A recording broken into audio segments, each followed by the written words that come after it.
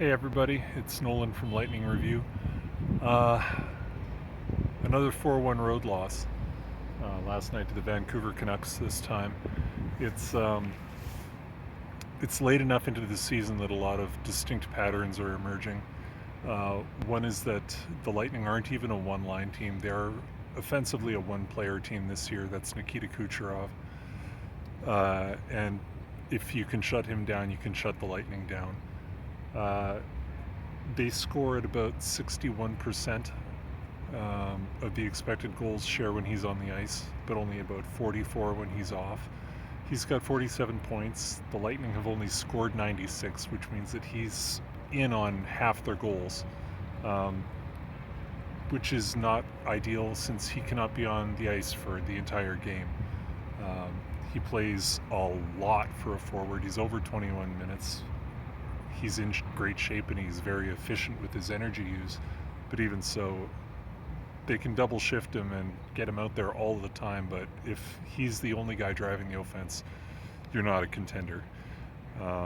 You're a good team with one great player that's an easy out if you can struggle to get into the playoffs.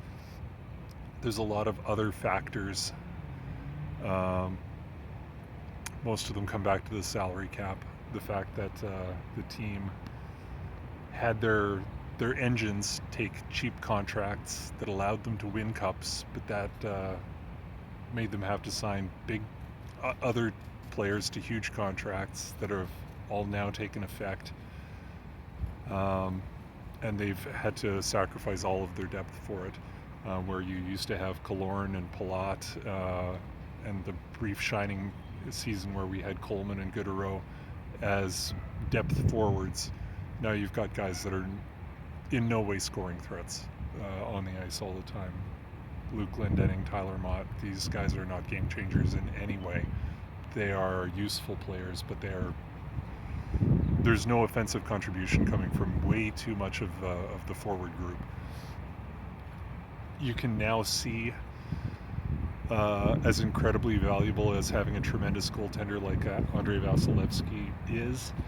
Um, a lot of the rest of the league has just determined that they're moving away from having a $10.5 million goaltender. They'll take a risk on having a couple of guys at $3-4 million bucks, and that gives them another $5 million bucks to go get a 20-25 goal scorer.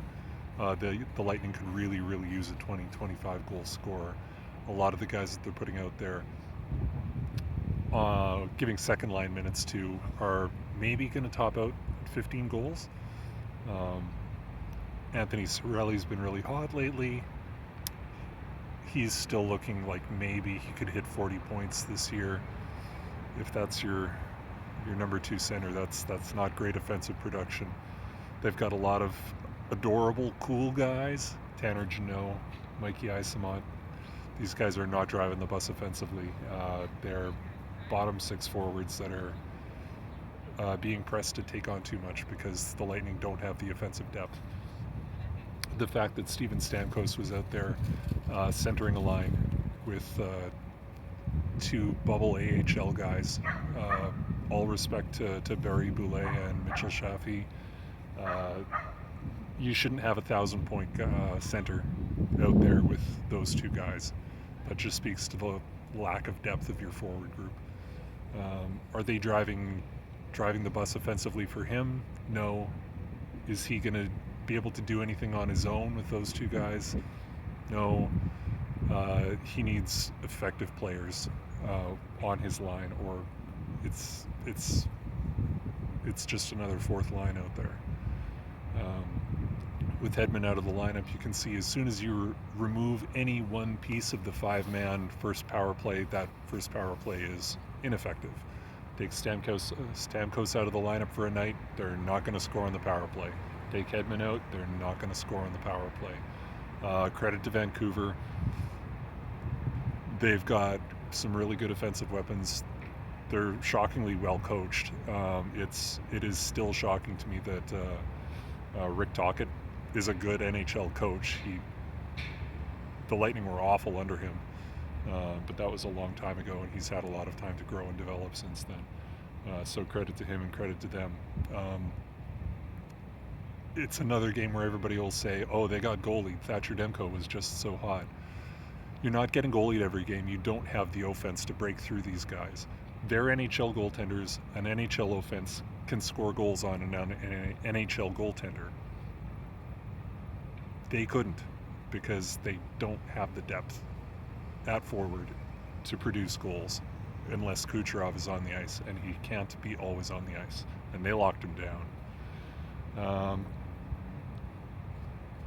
The Lightning have deep structural problems that you're not going to get by sending Kopke down or sending Morella down and bringing up a different AHL forward. Eventually, the realization is that they're not a contender anymore, and they're due for a rebuild. I'd happily eat my words if they want to win on a tremendous hot streak, win 10 in a row, back in the playoff picture. But I think everybody's predicted this.